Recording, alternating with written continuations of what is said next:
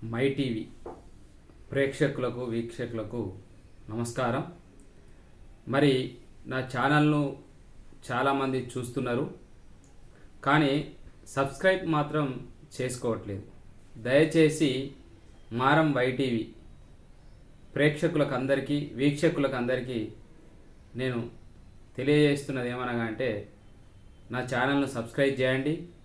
మీరు సబ్స్క్రైబ్ చేస్తేనే నన్ను సపోర్ట్ చేసినట్టు. నేను చేస్తున్న వీడియోలు కావచ్చు, నాకు సంబంధించిన అనుభవ పాఠాలు కావచ్చు, నేను నా వీడియోల ద్వారా మీకు తెలియపరుస్తున్నా. అందులో మీకేమైనా సందేహాలున్నా, సలహాల కోసమైనా, లేకుంటే మీకు నచ్చని విషయాలను కూడా మీ కామెంట్ రూపంలో తెలియజేయాలని నేను కోరుతున్నా. అలాగే మరి నేను గతంలో గౌరవ తెలంగాణ రాష్ట్ర ముఖ్యమంత్రి వర్యులు రేవంత్ రెడ్డి గారికి నేను ఒక 2 లేఖలు రాయడం జరిగింది విద్యా వ్యవస్థ మీద.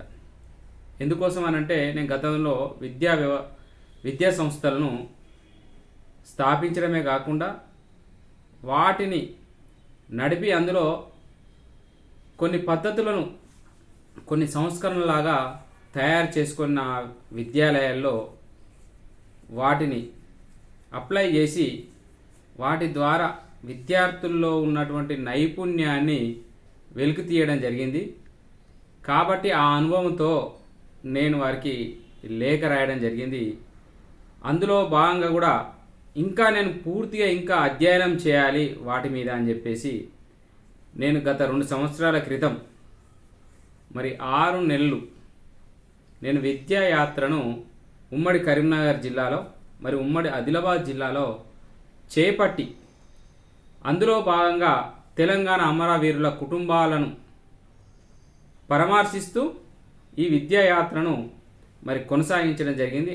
అందులో నేను నేర్చుకున్న, నేను పరిశీలించిన, నేను అధ్యయనం చేసినటువంటి పలు అంశాలను ముఖ్యమంత్రి గారికి నా సూచనలు అనుకోవచ్చు, సలహాల రూపకంలో వారికి ఒక లేఖను మరి 14 అంశాలకు సంబంధించినటువంటి లేఖను నేను వ్రాసి ప్రజావాణిలో కూడా నేను సమర్పించడం జరిగింది. మరి వారికి రాసినటువంటి ప్రధానమైనటువంటి అంశాలు, మరి రాసిన విషయాన్ని కూడా మీకు చదువుతున్నాను. తెలంగాణ రాష్ట్రంలో ప్రభుత్వ పాఠశాల స్థితిగతులను అధ్యయనం చేసే ప్రక్రియలో భాగంగా నేను మారం తిరుపతి యాదవ్ను ఉమ్మడి కరీంనగర్ ఆదిలాబాద్ జిల్లాల్లో విద్యాయాత్రను చేపట్టడం జరిగింది. ఈ యాత్రలో భాగంగా ఆయా జిల్లాల్లో పర్యటించి పాఠశాలల సమస్యలను, స్థితిగతులను ప్రత్యక్షంగా చూసి తెలుసుకోవడం జరిగింది. ఈ సమస్యల పరిష్కారానికై ఈ క్రింది సలహా సూచనలను తమరి దృష్టికి తీసుకొస్తూ పరిష్కరించాలని కోరుచున్నాను. మొదటి అంశం, తెలంగాణలో మండల, జిల్లా పరిషత్ ప్రభుత్వ పాఠశాలలకు తెలంగాణ అమరవీరుల పేర్లు పెట్టాలని సూచించడం జరిగింది. రెండవ అంశం, తెలంగాణ గ్రామీణ ప్రాంతాల్లో ప్రాథమిక పాఠశాలను యుద్ధ ప్రాతిపదికన ఇంగ్లీష్ మీడియం పాఠశాలలుగా మారుస్తూ 10 గదులు, ఒక కార్యాలయము, ఒక లాంగ్వేజ్ గదితోటి స్కూళ్ళ నిర్మాణం చేయాలి, లేకపోతే వాటిని ఇంకా పెంచాలి అనే ఉద్దేశంతో చేయడం జరిగింది. మరి ప్రాథమిక పాఠశాలలు అంటే మనకు నర్సరీ నుంచి వెళ్ళి 5వ తరగతి వరకు ఉండేటువంటి పాఠశాలను ప్రాథమిక పాఠశాలలు అంటాం. కాబట్టి మరి ఆ నర్సరీ 1వ తరగతి, 2వ తరగతి, 3వ తరగతి, 4వ తరగతి, 5వ తరగతి వాటికి 6 గదులు పోతే ఇంకా 4 గదులు ఏ విధంగా ఉండాలనే దాని మీద కూడా ఒక కార్యాలయం, ఒక లాంగ్వేజ్ గది, పిల్లలు ఆట వస్తువులకు సంబంధించినటువంటి ఒక గది, ఒకటి ఉపాధ్యాయులు కానీ ఏది కానీ లైబ్రరీ లాగా ఉండేలాగా ఒక గదిని ఉండాలి అనే ఉద్దేశంతో ఆ సలహా ఇవ్వడం జరిగింది. అలాగే ప్రత్యేక శిక్షణతో కూడిన 8 మంది ఉపాధ్యాయులను, 2 ఆయాలు, ఒక స్కావెంజర్, ఒక అటెండర్ను కూడా నియమించాలి. ఎందుకంటే ప్రాథమిక విద్యలో చాలా వరకు పిల్లలు ప్రాథమిక విద్యకు ప్రభుత్వ పాఠశాలకు ఎందుకు వెళ్ళట్లేదు అనే దాని మీద నేను అధ్యయనం చేసిన ప్రకారం అక్కడ చిన్నపిల్లలు కాబట్టి వారి మల విసర్జన కావచ్చు, మూత్ర విసర్జన కావచ్చు చేసుకున్నప్పుడు అక్కడ వాళ్ళని శుభ్రం చేసేవాళ్ళు లేరు. ఉపాధ్యాయులు వాళ్ళు తరగతి గదిలో వాళ్ళు బోధన అంశాలను మాత్రమే చూస్తారు కాబట్టి వాళ్ళ శుభ్రం చేసే అటువంటి ఒక ఆయాలను ఒక స్కావెంజర్ ఉన్నట్టు అయ్యేది ఉంటే అది మంచి అభివృద్ధి చెందడమే కాకుండా ప్రభుత్వ పాఠశాలలకు కూడా విద్యార్థులు అధిక సంఖ్యలో వచ్చేటువంటి అవకాశాలు ఉంటాయని చెప్పేసి దీన్ని నేను సూచించడం జరుగుతుంది. గ్రామీణ ప్రాంతాల్లో ఉన్నటువంటి విద్యార్థులకు ప్రైవేటు పాఠశాలలు రవాణా సౌకర్యం కల్పిస్తున్నట్లుగా ప్రభుత్వ పాఠశాల విద్యార్థులకు కూడా రవాణా సౌకర్యం కల్పిస్తూ విద్యార్థులకు యూనిఫామ్తో పాటు టై, బెల్టు, షూలను కూడా అందించాలి అని చెప్పేసి ఇప్పుడు ప్రభుత్వ పాఠశాలలో నాకు తెలిసి దాదాపుగా యూనిఫామ్స్ అయితే ఇస్తున్నారు. టై, బెల్ట్ కూడా కొన్ని పాఠశాలలో ఇస్తున్నారు, కొన్ని పాఠశాలలు ఇవ్వట్లేదు. షూలను కూడా పూర్తిగా ఇవ్వటం లేదు. కాబట్టి వాటన్నిటిని కూడా పూర్తి స్థాయిలో విద్యార్థులకు అందించాలని చెప్పేసి ప్రధాన ఉద్దేశంతో ఈ సలహాను ఇవ్వడం జరిగింది. ప్రతి పాఠశాలలో శాశ్వత ప్రతిపాదికన మంచినీటి వసతిని కల్పించాలి. ఇది ఒక్కటి చాలా పాఠశాలలో నేను చూసిన అంశం ఏంటి అని అంటే ఓ ట్యాంక్ కట్టేయడం నిరుపయోగంగా చాలా వరకు ఉన్నాయి. అట్లా కాకుండా ఒక ఆర్ఓ సిస్టమా లేకుంటే ఒక ఫిల్టరింగ్ సిస్టమా, క్లోరినేషన్ సిస్టమ్ తీసుకొచ్చి అక్కడ పరిశుభ్రమైన మంచినీటిని అందించే ఏర్పాటు శాశ్వత ప్రతిపాదికన ఉండేలాగా ప్రభుత్వం ఆలోచించాలని చెప్పేసి కోరడం జరిగింది. ప్రతి మండల కేంద్రంగా 6వ తరగతి నుండి డిగ్రీ వరకు తరగతి గదులను అన్ని వసతులతో కూడిన డిజిటలైజ్ అంటే స్మార్ట్ క్లాస్ రూమ్స్ తోటి ఆ విద్యాలయాన్ని ఏర్పాటు చేయాలని కోరాం. అంటే మండల కేంద్రాల్లో దాదాపుగా నాకు తెలిసి తెలంగాణ రాష్ట్రంలో దాదాపుగా ఉన్నత పాఠశాల అంటే హయ్యర్ ఎడ్యుకేషన్ అంటే 10th వరకు మండల కేంద్రాల్లో ఉన్నాయి. వాటిని అధునాకరిస్తూ అయినా లేదంగా నూతనంగానైనా కానీ ఇప్పుడు ముఖ్యమంత్రి గారు చెప్తున్నట్టుగా స్మార్ట్ స్కూల్స్ మండలానికి ఒకటి అలా ఏర్పాటు చేసినా పర్వాలేదు. అది ఎందుకంటే ఆ స్మార్ట్ స్కూల్స్ డిసిజన్ కూడా నేను హర్షిస్తున్నా, వారికి ప్రత్యేకంగా ధన్యవాదాలు కూడా తెలియజేస్తున్నా. ప్రతి రాష్ట్రంలో 8 సంవత్సరాలుగా పాఠశాల పర్యవేక్షణ పూర్తిగా ఆగిపోయింది.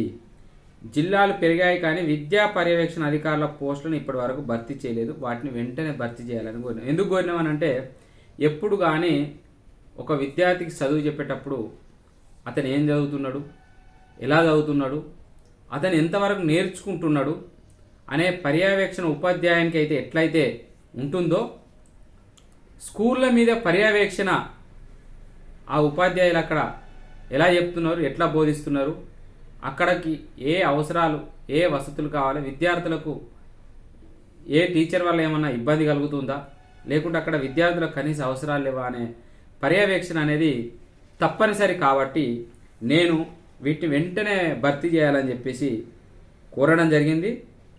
అలాగే ప్రతి పాఠశాలలో ప్రతి శనివారంను శూన్య రోజుగా గుర్తించి నెలలో 2 వాద ప్రతివాద మరియు 2 సంగోష్ఠి కార్యక్రమాలతో విద్యను అభ్యసించేలాగా చేయాలని చెప్పేసి మరి నేను కోరడం జరిగింది. అయితే నాకు నిన్న ఒక ఫోన్ వచ్చింది ఒక దగ్గర నుండి.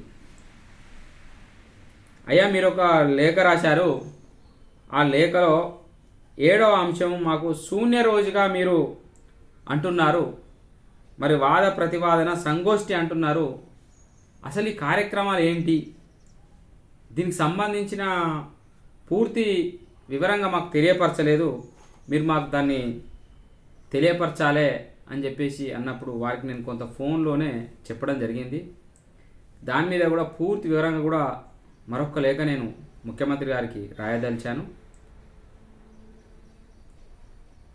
ఇది నేను 2009లో నేను శ్రీ వైష్ణవి అనే పాఠశాలను కొందరు మిత్రులతోటి నెలకొల్పినప్పుడు నేను 2010లో అంటే 2009 నుంచి 10లో కొంత అందులోనే నేను కరస్పాండెంట్గా పనిచేయడం జరిగింది. కాబట్టి విద్యార్థులకు ఏ విధంగా అయితే ఈజీ మెథడ్లో విద్యా బోధన చేయాలి, వాటి అంశాలను ఏ విధంగా మనం చూడాలి, విద్యార్థుల కంటే పూర్తిగా లో స్టూడెంట్ ఉంటాడు, ఆ లో స్టూడెంట్కి కూడా విద్యలో మిగతా వాటిలో ప్రతిభ ఉంటుంది, విద్యలో ఎందుకు ప్రతిభ ఉండటం లేదు అనే అంశాన్ని నేను పరిశీలించినప్పుడు ఆ లోతైన పరిశీలనలో నేను కనుక్కున్న రెండు అంశాలు. ఎందుకోసం అనంటే నేను ప్రభుత్వ పాఠశాలలో చదువుకున్నా. ఆ ప్రభుత్వ పాఠశాలలో అందరికి తెలుసు, ఓ సబ్జెక్టుకు ఉపాధ్యాయుడు ఉంటే ఇంకో సబ్జెక్టుకు ఉపాధ్యాయుడు ఉండడు. అలాంటి సందర్భాలను మేము చదువుకొని ఈ మాత్రమైన చదువును మేము చదువుకున్నామనంటే అప్పుడు మేము అభ్యసించినటువంటి విద్య కావచ్చు, మాకు మేముగా చదువుకున్న చదువు కావచ్చు, అది మా ఉన్నత చదువుకు ఎంతో ఉపయోగపడ్డదని నేను చెప్తాను. ఎందుకోసం అంటే నేను 9వ తరగతిలో ఉండగానే 9th క్లాస్లో ఉండగానే 10th క్లాస్కు మా సారు మ్యాథ్స్ చెప్పిరాపోరా అని చెప్పేసి పంపించేది. ఎందుకంటే మాకు మ్యాథ్స్ ఉపాధ్యాయుడు మా పాఠశాలలో ఒకరే ఉండేది 6th to 10th. 6th to 10th వరకు కూడా రెండు సెక్షన్లు ఉండేవి. ఒక్కొక్క సెక్షన్లో 100కు పైన విద్యార్థులు ఉండేవారు. మరి అలాంటి సెక్షన్లను నడపడం కానీ ఒక ఉపాధ్యాయుడితోటి 12 తరగతులను మరి మెయింటైన్ చేయడం అంటే కూడా మామూలు విషయం కాదు.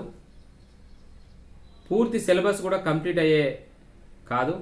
కాబట్టి కొన్ని చిన్న చిన్న అధ్యాయాలకు సంబంధించినటువంటి 9th క్లాసులో ఉన్నటువంటి ఏవైతే గణితం ఉంటుందో ఆ గణితాన్ని నన్ను 10th క్లాస్ కూడా చెప్పమనేది. నేను మా మిత్రులతో కొంత మ్యాథ్స్ అంటే గణితం రాని వాళ్ళకు కూడా నేను చెప్పేవాడిని. ఆ చెప్పే క్రమంలో నేను చదువుకున్న దానికంటే కూడా నేను ప్రాక్టీస్ చేస్తున్న దానికంటే ఎక్కువ కూడా నేను చెప్పడంలో ఎక్కువ నేర్చుకునేవాడిని. ఎందుకోసం అనంటే ఒక వ్యక్తికి ఒక విషయాన్ని చెప్పేటప్పుడు మనకు తెలియకుండానే మనలో చాలా విజ్ఞానము పెంపొందింపబడుతుంది. అప్పుడు నేను దాన్ని గ్రహించాను. అంటే మ్యాథ్స్లో వాళ్ళకి చెప్తుంటే ఏదైతే పుస్తకంలో ఉన్నటువంటి సూత్రాలకు అనుగుణంగానే గణితం చేయాలి, కానీ వాళ్ళకి చెప్తుంటే నాకు కొత్త ట్రిక్స్ వచ్చేసి అందులో కొత్త ఫార్ములాస్ సృష్టింపబడేవి. కాబట్టి అంటే మనం ఏ విషయాన్నైనా కానీ ఇంకొకరికి చెప్పేటప్పుడు మనకు తెలియని విజ్ఞానాన్ని మనం ఎంతో పొందుతాం. వాళ్ళకు చెప్పేది 10% అయితే ఆ చెప్పే క్రమంలో పొందే విజ్ఞానం మనం 90% అంటే 90% మనం పొందే అవకాశం కలుగుతుంది. కాబట్టి నేను ఈ అంశాన్ని ప్రత్యేకంగా తీసుకోవడం జరిగింది. ఆ విద్యా విధానం గురించి నేను మీకు ప్రత్యేకంగా తెలియపరుస్తున్నా. ఆ విద్యా విధానంతో నేను ఏదైతే స్కూల్ మేము మిత్రులతో కలిసి నడిపినామో అందులో మంచి రిజల్ట్స్ను కూడా రాష్ట్ర స్థాయిలో చూడడం జరిగింది. కానీ కొన్ని కారణాల మూలంగా మేము ఆ విద్యాలయాలను నడిపించలేకపోయాము. అది మా సొంత వ్యవహారాలు కావచ్చు.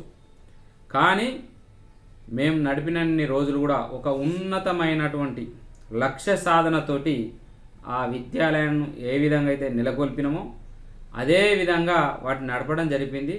ఇవాళ మా విద్యార్థులు కూడా దేశ విదేశాల్లో ఎందరో ఉన్నారు. ఇప్పటికి కూడా వారి ఫోన్ల ద్వారా కావచ్చు, వాళ్ళ కుశల అంశాలతోటి కూడా మాకు ఫోన్లు చేస్తూ ఉంటారు. మేము ఎంతో సంతోషిస్తూ ఉంటాం. కానీ ఇవాళ నేను శూన్య రోజు ఎందుకు తీసుకోవాలంటే మనకు వారంలో 7 రోజులు, ఒకరోజు పూర్తిగా సెలవు దినం ఆదివారం, సోమవారం నుంచి వెళ్ళి శనివారం వరకు మనకు 6 దినాలు ఉంటాయి. కానీ మా పాఠశాలలో పాఠ్యాంశానికి సంబంధించినది 5 దినాలు మాత్రమే, 5 రోజులు మాత్రమే చెప్పాలి అని చెప్పేసి చెప్పడం జరిగింది. 6వ రోజు అంటే శనివారం రోజున పూర్తిగా ఆట విడుపుగా ఉండాలి, ఏ ఉపాధ్యాయుడు కూడా ఏమి బోధించకూడదు అనే ఒక నియమాన్ని నేను తీసుకురావడం జరిగింది. అట్లా ఒక నెలలో 4 శనివారాలను మనం అనుకున్నట్టయితే 2 శనివారాలను డిబేట్, 1వ శనివారం 3వ శనివారం డిబేట్కు సంబంధించిన అంశంగా తీసుకునేది. 2వ శనివారం 4వ శనివారాన్ని సెమినార్స్ అంశంగా తీసుకునేది. మరి ఈ సెమినార్స్ అంశంగా తీసుకున్నప్పుడు మరి ఏ విధంగా, మా క్లాసులో 30 మంది విద్యార్థులు మాత్రమే ఉంటారు. 30 మందిలో ప్రతి క్లాస్కు 6 సబ్జెక్టులు ఉంటాయి. ఒక్కొక్కరికి ఒక్కొక్క టాపిక్ ఇచ్చినా కూడా ఒక సబ్జెక్ట్ నుండి 5 టాపిక్లు, 6 సబ్జెక్టులు 5 టాపిక్లు 30 మందికి డివైడ్ అయ్యాయి. అట్లా మేము ఒక లక్కీ డ్రా సిస్టమ్ పెట్టేది. 30 చిట్టీలు అందులో వేసేది, 1 నుంచి 30 అంకెలు రాసి ఆ డబ్బాలో వేసేది. ఒక క్లాస్ టాపర్ను రమ్మని చెప్పేసి ఒక చిట్టి తీయమని అడిగేది. అతను ఆ చిట్టి తీసినప్పుడు 14 నెంబరో 12 నెంబరు ఏదో ఒక నెంబరు ఎక్స్ అనే నెంబరు వచ్చేది. ఆ ఎక్స్ అనే నెంబర్ 8 అని అనుకుందాం. 8 రూల్ నెంబర్ గల విద్యార్థి బోర్డు మీదకి రమ్మని చెప్పేవాళ్ళం, బోర్డు దగ్గరికి. అక్కడ 6 సబ్జెక్టులకు సంబంధించినటువంటి తెలుగుకు సంబంధించినటువంటి 6 టాపిక్లు, హిందీకి సంబంధించిన 6 టాపిక్లు, ఇంగ్లీష్కి సంబంధించిన 6 టాపిక్లు, గణితంకు సంబంధించిన 6 టాపిక్లు, సైన్స్కి సంబంధించిన 5 టాపిక్లు, ఇట్లా ప్రతి సబ్జెక్టులో 5 టాపిక్లు 6 సబ్జెక్టుల వారీగా మొత్తం అక్కడ బోర్డు మీద ముందే ఉపాధ్యాయుడు, ఆ క్లాస్ టీచరు రాసి పెట్టేవాడు. ఈ 8వ నెంబరు లక్కీ డ్రాలో వచ్చినటువంటి స్టూడెంటు అక్కడ తెలుగుకు సంబంధించిన 1వ టాపిక్ను 5 నిమిషాలలో అతను తెలుగు భాషలో, ఏ భాష అంటే హిందీ కానీ ఇంగ్లీష్ కానీ యూజ్ చేయకుండా తెలుగు భాషలో మాత్రమే చెప్పాలి. అతనికి వస్తుందా రాదా అక్కడ ప్రయత్నం చేయాలి. నేను స్టూడెంట్ని కూడా కోరింది ఏంటి అని అంటే, మీరు నిమిషం చెప్పండి, అర నిమిషం చెప్పండి, 5 నిమిషాల వరకు మీకు సమయం ఆ టాపిక్ గురించి మీరు క్లాస్లో చెప్పడానికి. మిమ్మల్ని మీరు పరిచయం చేసుకుంటూ ఆ టాపిక్ను మీరు చెప్పాలి మిగతా విద్యార్థులకు, ఆ టాపిక్లో ఉన్నటువంటి అంశాన్ని. అట్లా 2వ విద్యార్థి హిందీలోనే మాత్రం అతను బోధించాలి. ఇక మిగతా 4 సబ్జెక్టులు కూడా అతను పూర్తిగా ఇంగ్లీష్లోనే బోధించాలి. ఇట్లా విద్యార్థిలో ఏమవుతుంది అని అంటే, ఫస్ట్ సెల్ఫ్ కాన్ఫిడెన్స్ బిల్డ్ అవుతుంది. సెల్ఫ్ కాన్ఫిడెన్స్ ఎందుకు బిల్డ్ కావాలనంటే, ఒక స్టేజ్ ఫియర్ కామన్గా అందరికీ ఉంటుంది. కానీ ఆ స్టేజ్ ఫియర్ పోగొట్టాలి అని అంటే, ఆ తోటి విద్యార్థులకు చెప్పడంలో కావచ్చు, తోటి విద్యార్థులతో అతను పంచుకునే అంశాలను కావచ్చు, చెప్పినప్పుడే అతనికి కొంత స్టేజ్ ఫియర్ అనేది పోతుంది. ఇంకొకటి, భాష మీద కానీ సబ్జెక్ట్ మీద కానీ అతను చెప్తున్నప్పుడు అతను తెలియకుండానే ఆ సబ్జెక్ట్ మీద చాలా గ్రిప్ వచ్చేస్తుంది, భాష మీద కూడా చాలా పట్టు వచ్చేస్తుంది. ఆ పట్టుతో పాటుగా అతనికి ఆ సబ్జెక్టు మీద చాలా నాలెడ్జ్ పెరగడం కాకుండా, అతను రాసేటువంటి ఏ పరీక్షల్లో అయినా కానీ బట్టి చదివేటువంటి విధానానికి సత్తి చెప్పడం జరుగుతుంది. అతను పూర్తిగా సన్నద్ధమై ఏ రోజు పరీక్షలు కానీ ఎగ్జామ్స్ కానీ నిర్వహించినట్టయితే ఉంటే అతను పూర్తి సన్నద్ధంగా ఆ పరీక్షకు తయారై ఉంటాడనే ఉద్దేశంతో ఈ సెమినార్ను పెట్టడం జరిగింది. అది మొదట్లో పిల్లలు భయపడుతున్నారు, స్కూల్కు రావట్లేదు అని పేరెంట్స్ చాలా కాంప్లైంట్స్ ఇచ్చేవాళ్ళు. కానీ ఆ పేరెంట్స్ ఎవరైతే కాంప్లైంట్స్ ఇస్తారో వాళ్ళకి నేను చెప్పేవాడిని, మీరు ఇంజనీరింగ్ విద్యలో అభ్యసించిన, మెడిసిన్లో అభ్యసించేటువంటి విధానాన్ని ఇక్కడ మీరు 10వ తరగతి లోపలనే మీరు పెడుతున్నారు, అది పిల్లల మీద స్ట్రెస్ అవుతుంది కదా అని. సార్ మీకు ఒక విషయాన్ని, మీరు కూడా స్కూల్ ఏజ్ నుంచి వెళ్ళి కాలేజ్ ఏజ్కి వచ్చిన వాళ్ళే కదా, ఇప్పుడు నేను మిమ్మల్ని ఒక క్వశ్చన్ అడుగుతాను, మీరు చెప్పండి అని చెప్పేసి చెప్పాను. మీకు ఏ విషయాలు ఎక్కువగా గుర్తుంటాయి? ఎప్పటి విషయాలు ఎక్కువగా గుర్తుంటాయి అంటే, నాకు స్కూల్ ఏజ్ బాగా గుర్తుంటాయి అని. ఎందుకు గుర్తుంటాయి అని అంటే, మనకు చిన్నతనంలో ఉండేటువంటి మెమొరీ లాకింగ్ పవర్ ఎక్కువ. పెరుగుతున్న కొద్దీ మెమొరీ లాకింగ్ పవర్ తగ్గుతూ ఉంటుంది కొంత సమయం. అంటే కొందరికి తగ్గకపోవచ్చు, కానీ చాలామందికి తగ్గుతూ ఉంటుంది. 70-75% మనుషులు ఎవరికైనా కూడా. మరి ఆ చిన్నతనంలో 10వ తరగతి 14-15 సంవత్సరాల లోపు ఉన్న విద్యార్థులకు మెమొరీ లాకింగ్ ఎప్పుడైతే జరుగుతుందో ఆ అంశాలను ఎక్కువ గుర్తుపెట్టుకుంటాము. అంటే ఈ 10వ తరగతి లోపలనే వాళ్ళకు మంచి విజ్ఞానానికి సంబంధించిన అంశాలను ఎక్కువగా మెదడులో చొప్పించాలి. మనకు చిన్నప్పుడు కూడా తాతయ్యల దగ్గర లేకుండా గురువుల దగ్గర కథలు వినేవాళ్ళు. చిన్నతనంలోనే కథలు వినేవాళ్ళు. ఎందుకు వినేవాళ్ళు అంటే, అవి మంచి కథలుగా వింటే వీని లక్షణాలు మంచిగా తయారవుతాయి అనే ఉద్దేశంతో మన తాతయ్యలు, అమ్మమ్మలు, నానమ్మలు కానీ మనకు చాలా అంశాలను చెప్పేవారు. ఆ విద్యా విధానాన్నే నేను ఇక్కడ అవలంబించడం జరిగింది. అట్లాగే డిబేట్కు సంబంధించినటువంటి కార్యక్రమం కూడా మేము కొన్ని సబ్జెక్టులను, ఇందులో డిబేట్లో అన్ని సబ్జెక్టులు రాకపోవచ్చు, కొన్ని అంశాలు మాత్రమే వస్తాయి. కాబట్టి ఇప్పుడు విద్య అనేది ఒక అంశంగా తీసుకున్నప్పుడు క్లాసులో 2 గ్రూపులను చేసేవాళ్ళం. 15 మంది ఒక గ్రూపు, 15 మంది ఒక గ్రూప్ చేసేసి ఇందులో విద్య వల్ల ఉపయోగం ఏంటి, విద్య వల్ల నష్టాలు ఏంటి, ఒక గ్రూప్ ఏమో నష్టాల గురించి వీళ్ళతోటి వాదించాలి, ఇంకొక గ్రూప్ ఏమో విద్య వల్ల ఉపయోగాల గురించి వాదించాలి. ఈ వాదించడంలో వాళ్ళు చాలా కొత్త కొత్త అంశాలను తెలుసుకుంటారు. తెలుసుకోవడమే కాకుండా వాళ్ళకు తెలియకుండానే గూగుల్లో వెతకడం కానీ, లేకుంటే ఇతరుల దగ్గర అడిగి తెలుసుకోవడం కానీ ఇవి విద్యార్థులు చేస్తూ ఉంటారు. ఇంకా కొత్త కొత్త అంటే, నీకు తెలియంది కూడా నేను చెప్పాలి, నా టాలెంట్ నేను చూపించాలి అనే కొత్త కొత్త అంశాలను అందులోకి జొప్పించి వాళ్ళు వాదిస్తుంటే వాళ్ళకు ఆ వాదనలో పట్టు దొరకడమే కాకుండా ఒక విషయాన్ని పరిశీలించేటప్పుడు దాన్ని క్యాచ్ చేస్తూ ప్రతిస్పందించేటువంటి విధానాన్ని ఈ డిబేట్ ప్రోగ్రాం ద్వారా విద్యార్థులకు ఎంతో ఉపయోగకరంగా ఉండేది. వాళ్ళలో చాలా నేను నైపుణ్యవంతుణ్ణి అనే ఒక గుర్తింపు విద్యార్థుల్లో కలిగేది. ఇది చాలామంది విద్యార్థులు చురుకుగా ఉండడానికి ఇదొక ప్రయత్నం. కొందరు లోగా ఉండి నాకేం రాదు, నేనేం మాట్లాడలేను అనేవారు కూడా ఈ డిబేట్ ప్రోగ్రాంకి వచ్చే వరకు చాలా ఉత్సాహంగా పాల్గొనేది. ఎందుకనంటే కొంత చదువు ఇది చదువు అని అంటే చదవలేని వారు కొంత వాదనలో వాళ్ళ వాడిని చూపించేవాళ్ళు. కాబట్టి ఆ విద్యా విధానం పట్ల నేను పూర్తిగా శ్రద్ధ తీసుకొని ఒక 6 నెలల తర్వాత మీ విద్యార్థుల్లో నైపుణ్యం చూసిన తర్వాత మీరు మాట్లాడండి, ఈ ఒక 6 నెలలు మీరు ఓపికతో ఉండండి అని చెప్పేసి నేను పేరెంట్స్ తోటి మాట్లాడిన తర్వాత వాళ్ళు అంగీకరించి 6 నెలల తర్వాత ఆ విద్యార్థులలో వచ్చినటువంటి మార్పులను చూసి రియల్గా మా పేరెంట్స్ చాలా హర్షించడం కాకుండా వాళ్ళు మాకెంతో సహకరించేటోళ్ళు.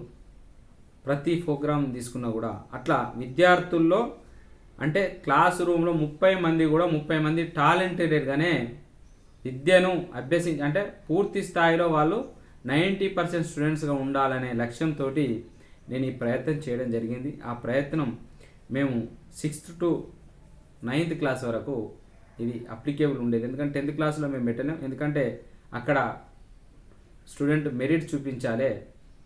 కాబట్టి ఆ 10వ తరగతి పాఠ్యపుస్తకాల మీదనే ఎక్కువగా దృష్టి కేంద్రీకరించాలి. కాబట్టి ఈ ప్రోగ్రామ్ను ఓన్లీ 6th to 9th అప్పుడప్పుడు 10th వాళ్ళు నెలకు ఒకసారో లేకుంటే 2 నెలలకు ఒకసారో తీసుకొని ప్రోగ్రామ్ చేసేవాళ్ళం, కానీ పూర్తి స్థాయిలో అప్లికేబుల్గా ఉండేది కాదు.